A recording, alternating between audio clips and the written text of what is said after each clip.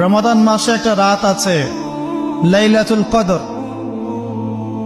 লাইলাতুল কদর 27 রমজানেই হবে জরুরি না।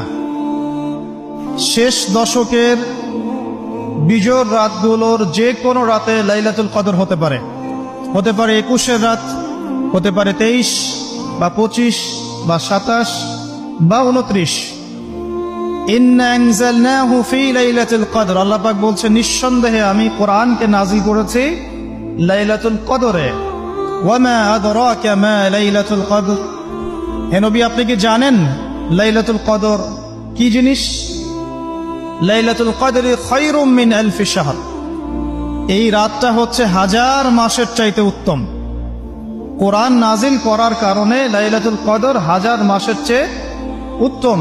এই লাইলাতুল কদরে আপনি ইবাদত করলে 1000 মাস ইবাদতের নেকি পাবেন ইনশাআল্লাহ।